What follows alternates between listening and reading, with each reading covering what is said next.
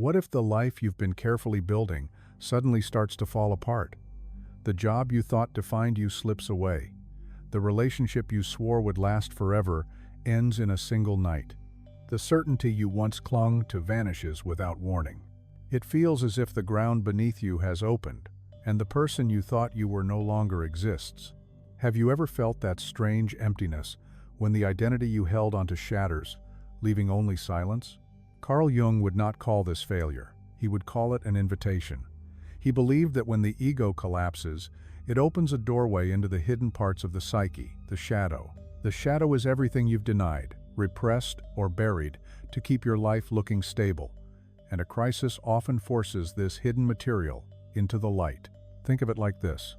The ego is a house you've been decorating for years. You choose the colors, the furniture, the walls that keep you safe. But deep in the basement are boxes you never opened. Every storm, every crack in the foundation shakes those boxes loose. And one day, they burst open, spilling their contents across the floor. That's the shadow, uninvited, unavoidable, demanding to be seen. Here's the paradox. While your ego struggles to patch the walls and keep appearances intact, a deeper part of you knows the collapse is necessary, because the version of yourself you're losing was never the whole truth. Let's make this personal. Picture yourself scrolling through social media. Friends are celebrating new jobs, glowing relationships, dream vacations, and suddenly your crisis feels like a verdict. I'm behind. I'm broken. I've failed. But beneath that pain is a truth your ego never wanted to admit. Maybe you built your identity on roles that no longer fit. Maybe the life you lost was never fully yours to begin with. This is where shadow work begins, not in calm meditation, but in the fire of collapse. Jung once said, "Until you make the unconscious conscious, it will direct your life, and you will call it fate." When the ego collapses, fate feels merciless. But what if it's not cruelty? What if it's your unconscious asking to be freed? Here's the mystery most people miss. Crises don't just strip things away. They rip off the mask so the shadow can step forward. The anger you've repressed, the grief you've swallowed, the desires you've never admitted, these come roaring back, disguised as chaos. But if you face them, instead of forcing them back down, you discover something astonishing. Collapse is not an ending. It's the beginning of integration. So how do you know if what you're facing is the shadow calling? How can you tell the difference between pure misfortune and a hidden invitation to grow? And what steps can you take, in the middle of pain, to begin turning that darkness into light? Stay with me, because we're about to uncover the signs that reveal when your crisis is not just suffering, it's shadow work in disguise. And the last sign, the one Jung hinted at most, is both the most dangerous and the most liberating of all. Every generation faces storms, but ours, more than most, lives in a whirlwind of speed, comparison, and constant reinvention. Careers collapse overnight in a shifting economy. Relationships bend under the weight of digital expectations. Even our sense of identity is stretched thin by the endless scroll of who we think we should be. In this fragile world, the ego, the voice that says, "This is who I am," works overtime. It builds masks, it curates images, it pretends to be in control. But if you've ever felt the quiet ache underneath, you already know. The ego is not strong enough to carry the full truth of who you are. Carl Jung recognized this long before Instagram or LinkedIn. He noticed that behind every polished exterior lived a hidden reservoir of emotions, fears, and desires that didn't fit the acceptable image. He called it the shadow. The shadow isn't evil. It's simply the part of you that was rejected by family, by culture, or even by yourself. Maybe as a child, you were told not to cry, not to be angry, not to want too much. So you buried those parts. Years later, as an adult, the same energy shows up again, shaping your choices from the shadows. And here's the crucial point. Life crises are perfect triggers for the shadow to emerge. When the ego collapses, your defenses weaken. The strategies you once relied on stop working. Suddenly, the hidden parts of you find their chance to surface. Think about it. Losing a job doesn't only threaten your paycheck, it shakes your sense of worth. A breakup doesn't only take away a partner, it stirs old wounds of abandonment. Even a health scare forces you to face the fragility of the body you took for granted. Each event is like a mirror, reflecting back what you've been trying not to see. This is why shadow work matters so deeply today. We are more connected than ever, yet also more fragmented. We've built digital identities, curated profiles, professional masks. But when life shakes us, those masks fall. And what lies beneath is often unfamiliar, even frightening. Shadow work is about meeting that hidden self with courage instead of denial. It begins by asking, what am I truly afraid of losing? Which feelings have I judged as unacceptable? What truths about myself have I avoided for years? When you lean into these questions, crisis stops being only destruction. It becomes initiation. The pain doesn't vanish, but it transforms. It starts teaching you. Here's a modern image to picture it. Your psyche is like a smartphone. The ego is the operating system, the smooth interface you see every day. But behind it are hidden files. Some are corrupted, some are forgotten, some are treasures you've never opened. Shadow work is like unlocking root access. Risky, uncomfortable, but it shows you the full system. Suddenly, you see what's been running in the background all along. Why does this matter now more than ever? Because unresolved shadows don't stay hidden, they ripple outward. In relationships, the shadow projects onto others. You call them selfish, when really it's your own unmet need. At work, the shadow shows up as burnout, toxic conflict, or compulsive overachieving. And on a collective scale, Jung warned that societies project their shadow onto outsiders, fueling division and prejudice. So when the ego collapses, it's not just a personal inconvenience, it's a pivotal moment of transformation both individually and collectively. Your crisis may be the very point where healing begins, not just for you, but for everyone your life touches. But here's the challenge. Shadow work isn't comfortable. It asks you to sit with emotions you've avoided for decades. It asks you to see parts of yourself you swore weren't there. Yet Jung believed this is the path to individuation, the process of becoming whole, authentic, fully alive. And that's the path we're going to walk together. Step by step, story by story, symbol by symbol. We'll uncover how the shadow moves, the signs that reveal its presence, and the practices that help you integrate what you once rejected. So let me ask you this. If the collapse of your ego isn't the end, but the beginning, what might your crisis be trying to reveal? Because once you open that door, you'll never see your struggles in the same way again. Let me take you into a story. In ancient myth, there is a recurring figure, the hero who must descend into the underworld. Think of Orpheus stepping into Hades, or Persephone pulled beneath the earth. Each story begins with loss. Something precious is taken away. A loved one, a season of life, a sense of safety. The surface world collapses, and the only path forward is down. Jung loved these myths because he saw them not as fantasy, but as maps of the human psyche. The underworld represents the shadow. The descent is the collapse of the ego. And the treasure, or the transformation, comes only after facing what waits in the dark. Now let's bring this out of myth and into real life. Picture a woman in her late 30s. Let's call her Elena. She spent years perfecting her role as the achiever. Honors at school, steady promotions, the dream house with the polished lawn. On the outside, she looked like the definition of success. But then came the crisis. The company downsized, and her position vanished. Within weeks, the identity she had worked so hard to build unraveled. She was no longer Elena, the successful executive. She was unemployed, anxious, and perhaps most frightening of all, uncertain who she was without her title. At first, she resisted. She polished her resume, fired off job applications, told friends she was just in transition. But beneath the surface, panic spread. Nights became sleepless. Doubt crept in. Maybe you're not as capable as you thought. Maybe you never deserved it at all. This was the shadow rising.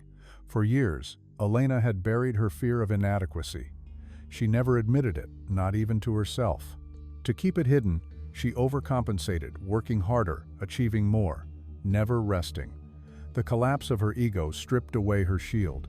And what surged back was that old repressed wound. I'm not enough. The shadow wasn't created by the crisis, it had always been there. The crisis simply exposed it. Just like Persephone's story, the ground opened and pulled her into the underworld. But here's where her story turned. In therapy, Elena was invited to sit with that wound instead of fighting it, to write to the voice of inadequacy, to ask it what it wanted, what it feared. At first, the answers were brutal, but slowly she realized something unexpected. Beneath the harsh words was a longing. A part of her wanted rest. A part of her wanted to be loved, not for her achievements, but for who she was. That realization didn't erase the pain of losing her job, but it gave her crisis meaning. It became a turning point. She began exploring paths she had ignored: creative writing, community work, teaching. Slowly, a new identity emerged. Not one built only on performance, but on authenticity. This is the essence of shadow work through life crises. The myth of descent isn't about punishment, it's about discovery. The shadow holds not only the wounds we've hidden, but also the gifts we've neglected. Elena's not enough was painful, but inside it was a forgotten truth. She was allowed to exist beyond performance. So, pause for a moment.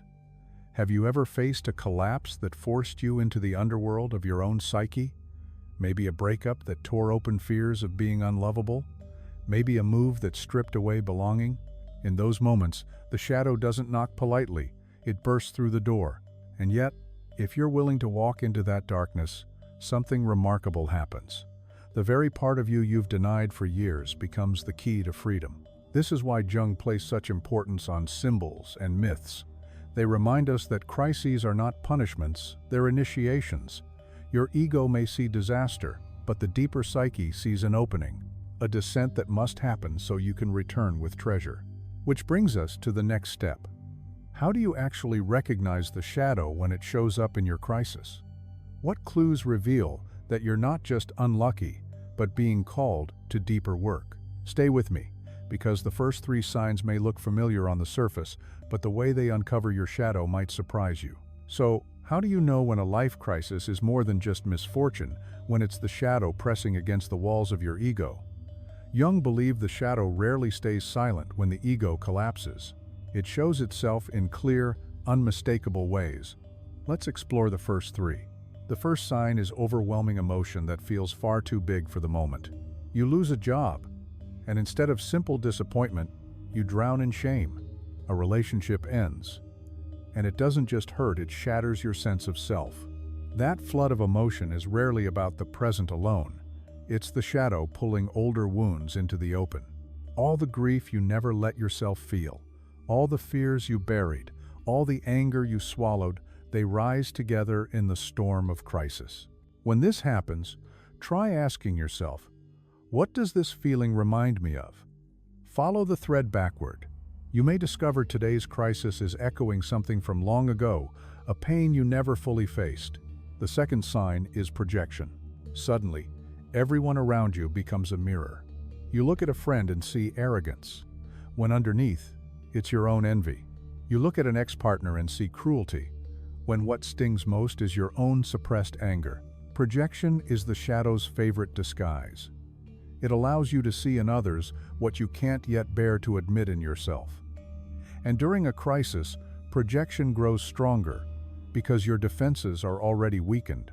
The next time you feel deeply triggered by someone, pause and wonder, what if this says something about me? Not to blame yourself, but to get curious.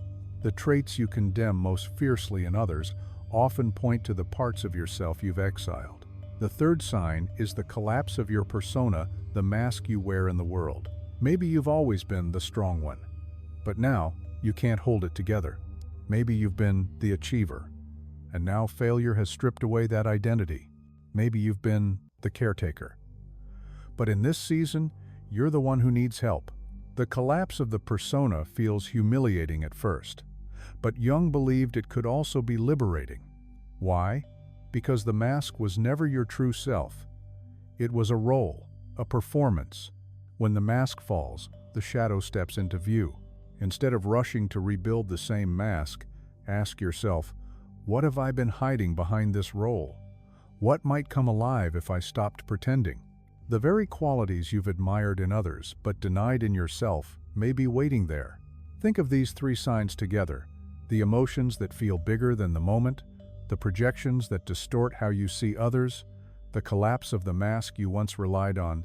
They aren't random. They're the fingerprints of the shadow on your crisis. They're proof that something deeper is asking to be seen, and these are only the beginning. In the next step, we'll uncover three more signs: quieter, trickier, easier to miss. The kind of signs that whisper instead of scream.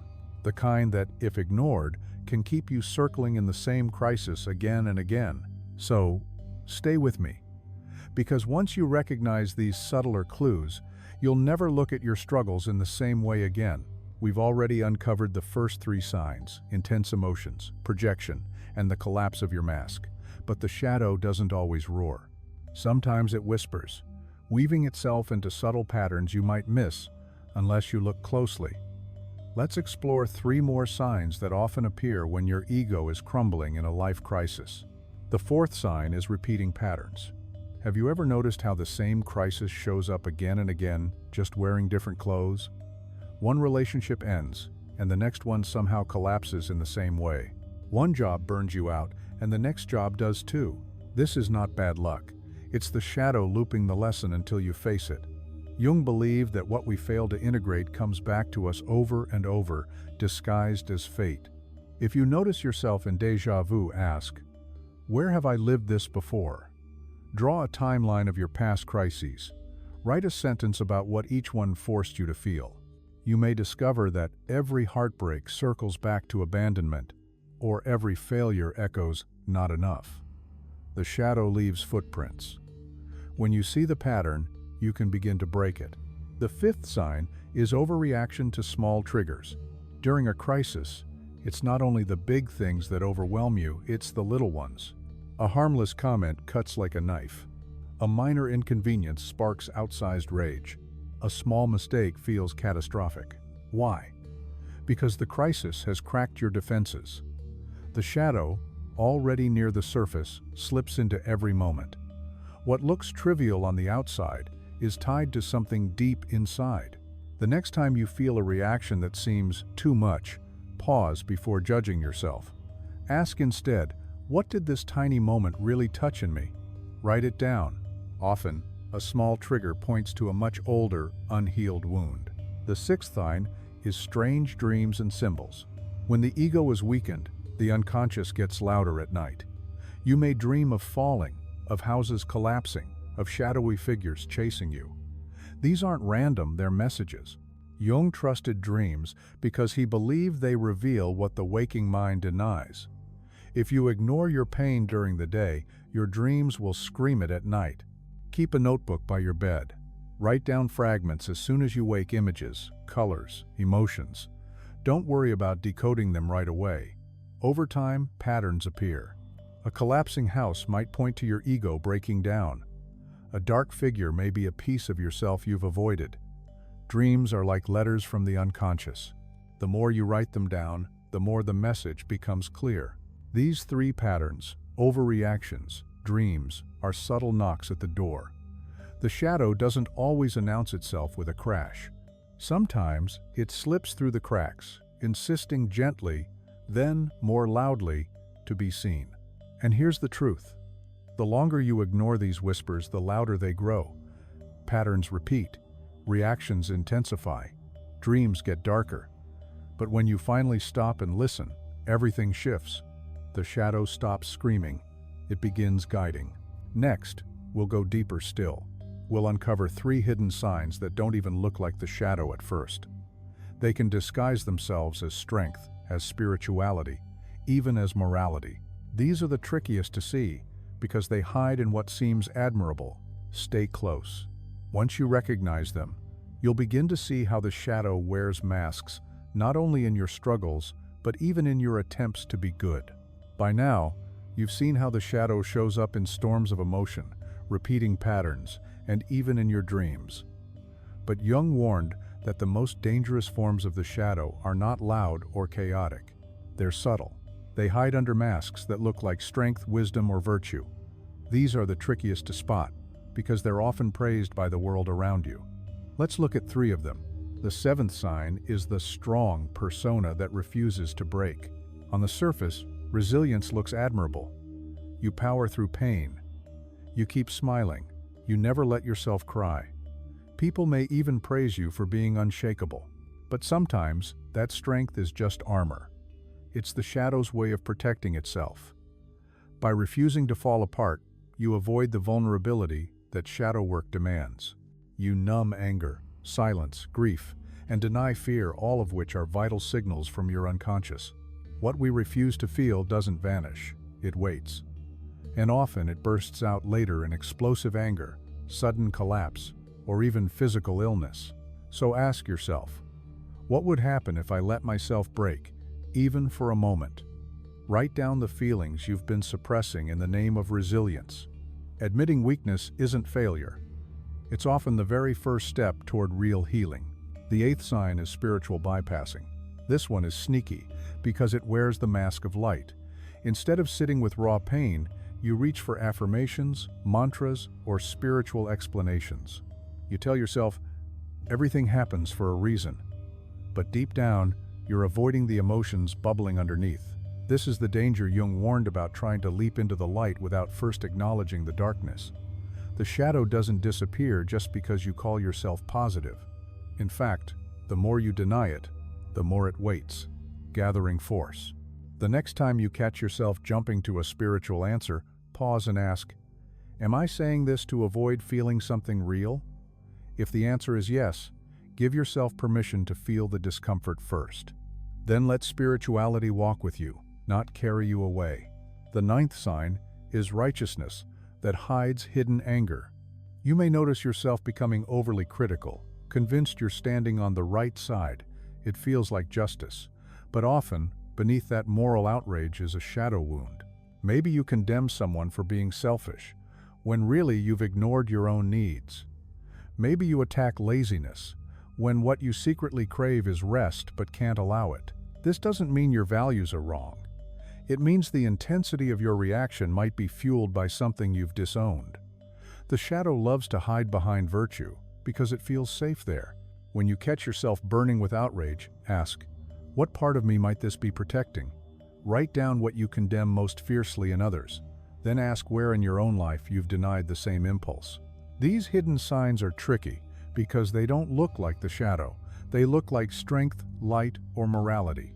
But once you see the disguise, the shadow stops being a monster and becomes a messenger. It teaches you that wholeness isn't about being positive, strong, or righteous all the time. It's about integrating the messy, uncomfortable human parts you once locked away. And now comes the question, how do you actually work with all this? How do you face the shadow, not just in theory, but in practice? In the next part, we'll explore hands-on exercises, journaling, reflections, conversations with your unconscious that give your shadow a voice, tools that can turn darkness into dialogue. Because the shadow isn't meant to haunt you forever, it's meant to be faced, felt, and finally befriended. We've explored how the shadow reveals itself in collapse, in patterns, in masks, but understanding it is only half the journey. Shadow work is not just theory, it's practice. It's the slow, steady work of turning toward what you've ignored, and one of the most powerful tools you can use is journaling. Writing bypasses the polished stories of the ego. It lets the hidden parts of you speak, sometimes for the first time. Let's walk through some practices you can use right now, especially if you're in the middle of a crisis. The first practice is giving your shadow a voice. Set a timer for 10 minutes. On a blank page, write as if your shadow is speaking directly to you. Don't censor, don't edit, let it be raw. It may say things you don't want to hear. I'm tired of pretending I'm fine. I'm angry you never listen. I want freedom from being the strong one. When you let the shadow speak, you realize it isn't trying to destroy you. It just wants to be acknowledged. The second practice is the mirror of projection. Write down 3 people who trigger you most right now. Next to each, describe what frustrates you about them. Then ask, where does this live in me? Maybe a coworker's laziness drives you mad, but beneath that anger is your own longing for rest. Maybe you envy someone's confidence, but that may be your own buried potential waiting to rise. This exercise softens blame. It turns the spotlight inward, showing you the pieces of yourself you've been denying. The third practice is tracing the pattern. Draw a timeline of your biggest life crises: breakups, failures, health scares, job losses. Write one sentence about what each forced you to feel. Then step back. Do you see a theme? Do abandonment fears echo through every heartbreak? Does not enough show up in every career struggle? The shadow doesn't invent new lessons.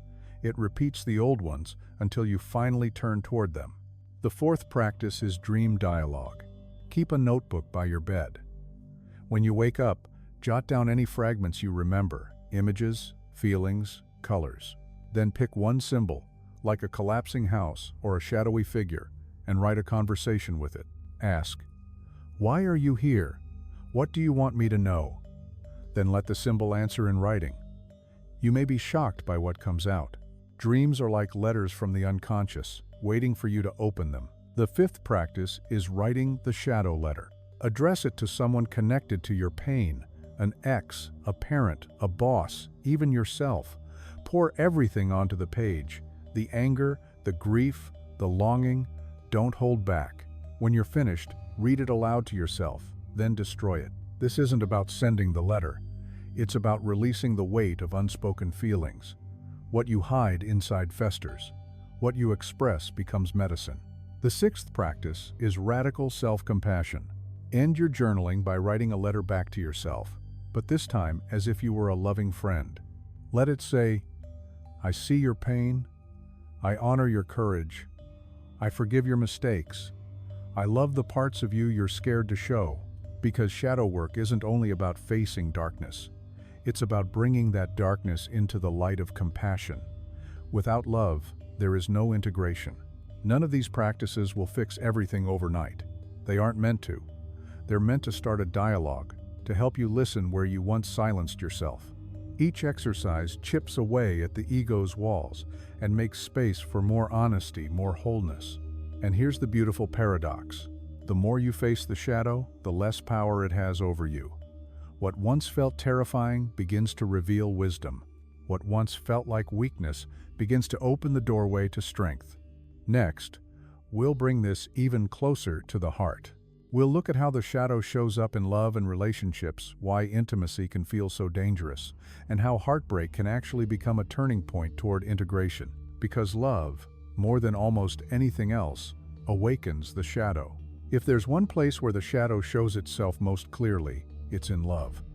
Relationships don't just bring joy and closeness, they act as mirrors. They reflect the parts of ourselves we've buried. And when the ego collapses in love, the pain cuts sharper than almost anything else. Why? Because our deepest wounds are tied to attachment, belonging, and the fear of rejection. Jung once said that marriage, and by extension, any intimate relationship, is one of the best forms of shadow work. The reason is simple. The closer you let someone in, the more they awaken the parts of you you'd rather keep hidden. The shadow as projection in love. Think back to the beginning of a relationship. Attraction often feels magical, like fate. You meet someone, and they seem to carry everything you've been missing: confidence, beauty, mystery, kindness. But Jung would remind us that we're not just falling for them. We're also projecting our own disowned qualities onto them. That fiery passion, it might be your own unlived vitality. That admiration of their confidence, your own buried potential. That irritation at their flaws, often a mirror of your own traits you haven't accepted. This is why relationships feel so intense they light up the shadow. When love falls apart. Now imagine what happens when the relationship ends. The collapse isn't just about losing a partner, it's about losing the projection you placed on them. Suddenly, you feel abandoned, unworthy, incomplete. Take Alex, for example. When his long-term relationship ended, he felt his entire identity shatter. "She was my better half," he told himself. "Without her, I'm nothing." But in therapy, Alex uncovered a deeper truth. The creativity and adventurous spirit he admired in her were also within him. He had just projected them outward. The breakup forced him to reclaim those qualities from his shadow. This is the hidden gift of heartbreak. The pain is real, but beneath the grief is an invitation to take back the parts of yourself you handed away. Shadow triggers in intimacy. Of course, the shadow doesn't wait for breakups. It shows up inside relationships too. Maybe your partner's criticism sparks rage, not because they're cruel, but because it hits the wound of never feeling good enough. Maybe their distance terrifies you not because they've left, but because it echoes the loneliness you once endured.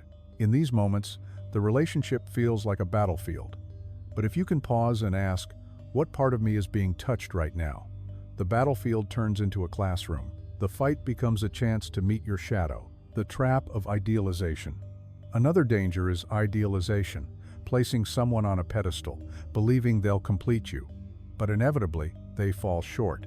And when they do, the disappointment feels unbearable. Jung called this the collapse of projection. The person was never your missing half. They were always human. Painful as it is, this collapse frees you from illusion and invites you to love more truthfully, not as fantasy, but as reality. Try this. List 3 qualities you admire most in your partner. Then ask yourself, where do these live in me? By claiming them, you take back the weight you've been placing on the other person. Love is integration. When you see relationships through the lens of shadow work, something shifts. Breakups become invitations to reclaim yourself. Conflicts become mirrors for old wounds. Even intimacy itself becomes a practice of integration, because to be truly seen requires bringing both light and shadow into the room. This doesn't make relationships easier. If anything, it makes them more demanding. But it also makes them richer. Love is not about escaping your shadow. It's about finding someone willing to help you face it and walking together into the unknown. So ask yourself, what qualities have I projected onto a partner? What wounds get triggered in my conflicts? What illusions collapse when love fails? And what truths do they reveal about me? These aren't easy questions, but they're the very heart of shadow work in intimacy. And love isn't the only arena where the shadow hides. Work and social life can be just as powerful because the roles we play there, professional, friend, leader, entertainer, are fragile masks too. And when those masks crack, the shadow rushes in. That's where we're heading next. If love is the mirror that reflects our deepest wounds, then work and social life are the stage where the shadow performs its most convincing act. Careers, friendships, communities, these are the places where the ego puts on its most polished masks. The professional one, the reliable one, the achiever, the entertainer. But when crisis hits, those masks begin to slip. And when they do, the shadow steps forward. The shadow of overachievement. In today's culture, overachievement is celebrated. The long hours, the relentless hustle, the constant chase for more, it's seen as success. But often, the drive to overperform comes from a wound. Maybe you were only praised as a child when you achieved. Maybe you buried feelings of not being good enough, and now you try to outrun them with accomplishment. So when collapse comes through burnout, job loss, or failure, the shadow shows itself. Suddenly, the inner voice whispers, "Without success, you are nothing." Pause here. Write down the reasons you push yourself so hard. Then ask, which of these come from love and purpose, and which come from fear?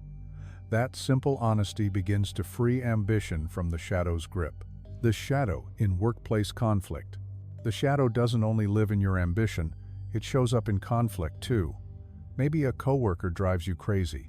They seem arrogant, lazy, manipulative. But here's the uncomfortable truth. The stronger your reaction, the more likely it's a projection. If arrogance bothers you most, maybe you've disowned your own confidence. If laziness enrages you, maybe a part of you is exhausted and longs to rest. Workplaces magnify these shadows because the stakes, status, money, belonging are tied directly to the ego. Next time you feel that sharp trigger, pause and ask, what in me does this reveal? It doesn't excuse toxic behavior, but it shifts the power back to you, the social mask and the hidden loneliness. In social life, the shadow often hides behind charm and likability. You become the funny one, the dependable one, the one who's always positive. People admire you, but behind the role, you may feel unseen. Then crisis comes. You withdraw. The performance drops, and suddenly, Friends drift away. You feel invisible. But the truth is, that invisibility was there all along. You just covered it with a role. Ask yourself, in my social circle, what role do I always play? What parts of me do I hide to keep that role alive? The answers may point directly to your shadow.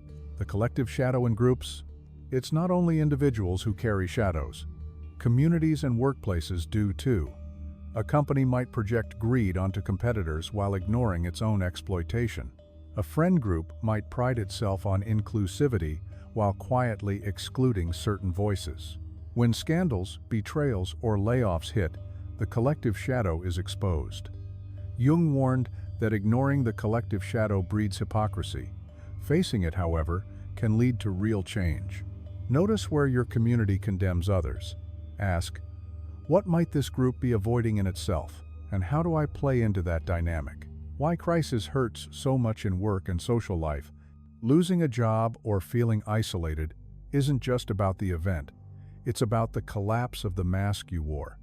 If you've built your worth on being successful, then unemployment feels like death. If you've built your identity on being liked, then rejection feels unbearable. But paradoxically, these collapses are gifts.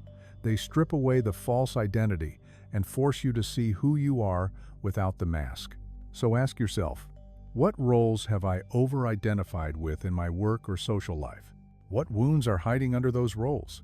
And what might surface if I allowed myself to exist outside of them? These questions may sting, but they open the doorway to freedom. Because when you stop being imprisoned by roles, you start living from a deeper, truer place. And yet, there's one more disguise of the shadow that's even trickier: spirituality itself. Sometimes the shadow hides not in your failures, but in your attempts to be good or holy. In the next part, we'll explore how spirituality can become another mask, and how facing this paradox is essential if you want true integration. When life collapses, many people turn to spirituality for comfort. And in many ways, that's a beautiful thing. Prayer, meditation, philosophy, rituals, these can hold us in the darkest nights. But Jung warned of a subtle danger here. The shadow doesn't disappear just because you step into the light. Sometimes it hides behind it. This is what we now call spiritual bypassing, using spirituality to avoid rather than face your wounds. The illusion of instant enlightenment. In the middle of a crisis, it's tempting to grab onto grand explanations. Everything happens for a reason. This is karma. The universe is teaching me something. These ideas can feel soothing, and sometimes they hold truth. But if they become shortcuts, they stop you from actually feeling the grief, the anger, or the fear beneath. The shadow thrives when you skip the darkness. Instead of healing, you cover the wound with pretty wallpaper. It looks enlightened on the outside, but inside, the pain keeps bleeding. Next time you find yourself reaching for a spiritual explanation, pause. Ask, am I saying this to avoid my real feelings?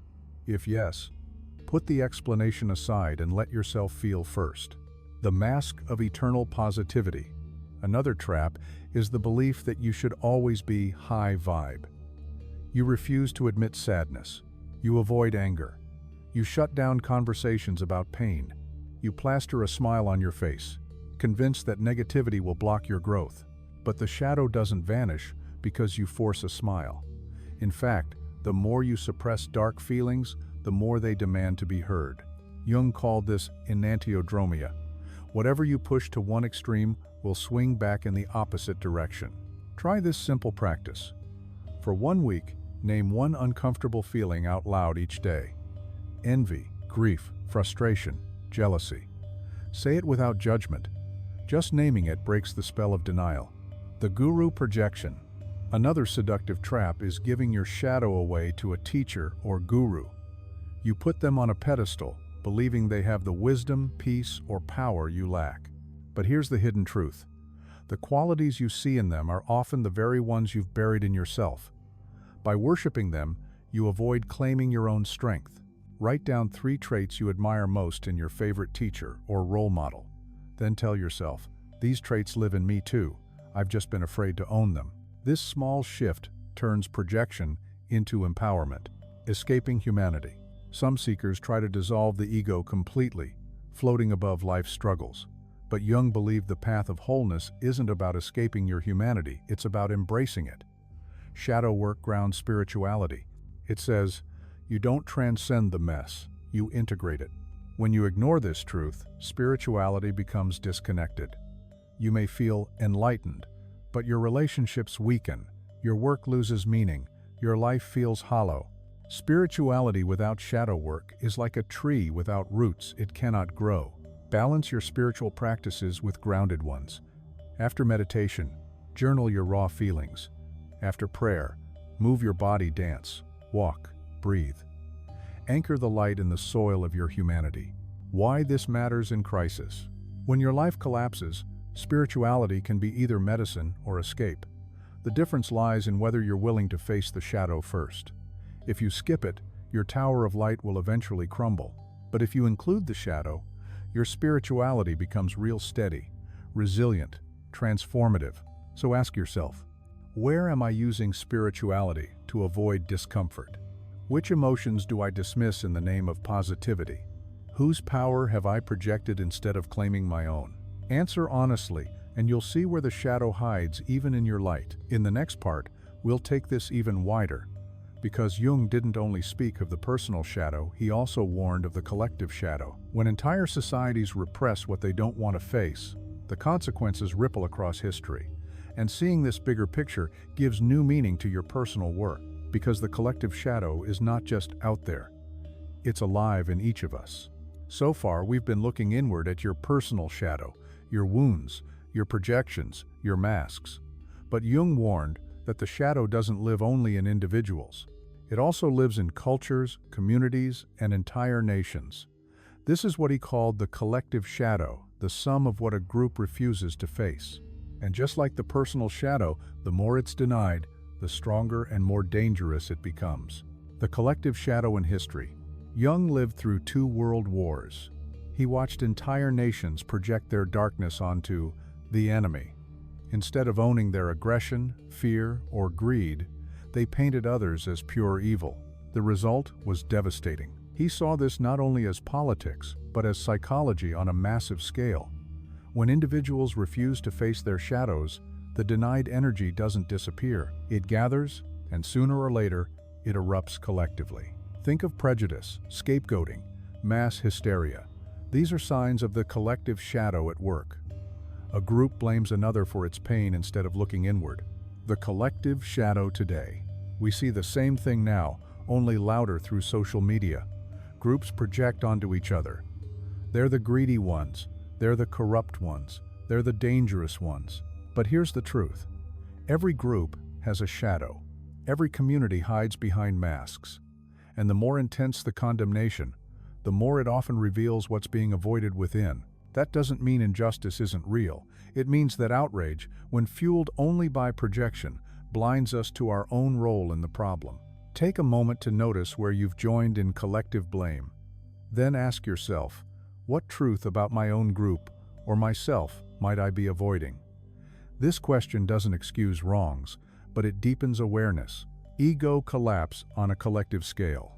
Just as individuals face collapse, societies face it too. Economic crashes, natural disasters, cultural upheavals, each strips away illusions and forces the shadow into the open.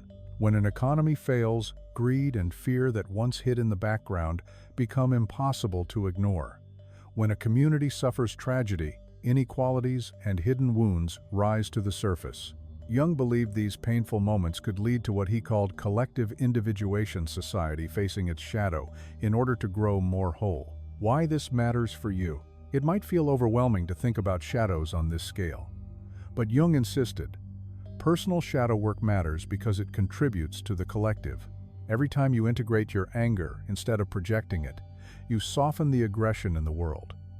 Every time you face your envy, grief, or fear, you lighten the collective burden of denial. In Jung's words, the world will ask you who you are, and if you do not know, the world will tell you. If you don't face your shadow, it fuses with the collective one, and then society decides how it will play out. The philosophy of wholeness. At the core of Jung's vision was individuation, the process of becoming whole. But individuation isn't just personal self-discovery, it's also service. By integrating your own shadow, you help balance something bigger. The shadow is not a mistake, it's part of the psyche's design. Darkness balances light. By including it, you don't just heal yourself, you tune your life to something greater. Think of yourself as a single note in a symphony. If your note is distorted by denial, the whole piece is off key. But when you clean it, when you integrate, your note resonates clearly and the collective harmony shifts. A modern metaphor. Imagine society as a shattered mirror, broken into billions of shards. Each person holds a piece. Your personal shadow is the smudge on your shard. If you clean it, if you face what's hidden, your shard reflects more light. Alone, it may seem small, but together, all the pieces shine brighter. This is why your work matters. Shadow work is not just about self-help, it's a contribution to collective healing. So pause for a moment. What shadows do you see playing out around you? Where do groups demonize others? And how might your own hidden wounds feed into those patterns? When you see the link between your personal shadow and the collective one, your crisis takes on a new meaning. It's not only about you, it's part of the human story. And now, we've come to the final step. In the last part, we'll bring everything together. We'll ask, what does it mean to walk out of collapse? Not as who you once were, but as someone more whole, more grounded, more alive. Stay with me. The conclusion may change the way you see your entire journey. Here we are, at the end of this journey. We've walked through the collapse of the ego, the storms of crisis, the masks of the shadow, and the hidden gifts waiting in the dark. And if you've stayed with me this far, it means you already sensed something important. Your crisis is not the end. It's a threshold. Think back to the beginning. The ground gave way. The identity you clung to crumbled. You felt lost, maybe even broken. But as we've uncovered, that collapse was the doorway through which the shadow entered. Not to punish you, but to invite you into wholeness. You've seen how overwhelming emotions, repeating patterns, and projections aren't random, they're signals. You've seen how strength, positivity, and even righteousness can sometimes be masks hiding deeper wounds. You've explored ways to work with your shadow directly through journaling, dreams, letters, self-compassion. You've seen how love, work, and society itself are mirrors that reflect what you've denied. And most importantly, you've discovered that the shadow is not an enemy. It's a teacher. It carries the parts of you thought you had to reject. It holds the keys to your creativity, your vitality, your authenticity, the path forward. So where do you go from here? You begin gently. Shadow work isn't about facing everything at once. It's not a sprint. It's a lifelong conversation. Each time a crisis shakes you, each time you feel triggered, pause and ask, what is my shadow showing me right now? Write it down. Sit with it. Let yourself feel what you once denied. Over time, you'll notice a shift. The storms still come, but they no longer destroy you in the same way. They shape you. They deepen you. The gift of collapse. It might sound strange, but the collapse of the ego is a gift. Because without it, you might never meet the parts of yourself you most need. Without it, you might stay stuck inside masks and roles that were never truly yours. Jung reminded us that wholeness isn't about perfection. It's about embracing both the light and the dark, letting them work together instead of fighting each other. The shadow isn't a mistake, it's your missing half. Your next step. So, tonight, take just 10 minutes, write to your shadow, ask it what it needs, let it answer.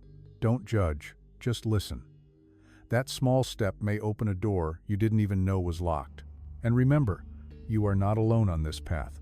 Every one of us carries a shadow, every one of us faces collapse at some point, and every one of us has the chance to walk out of the darkness more whole than before. In the end, collapse is not destruction, it's initiation. The shadow doesn't come to ruin you, it comes to complete you. So the next time life pulls you into the dark, don't just ask, why me? Ask, what is being revealed? Because in that question lies the path to becoming who you truly are. Stay brave, stay curious, and keep walking toward wholeness, one shadow at a time.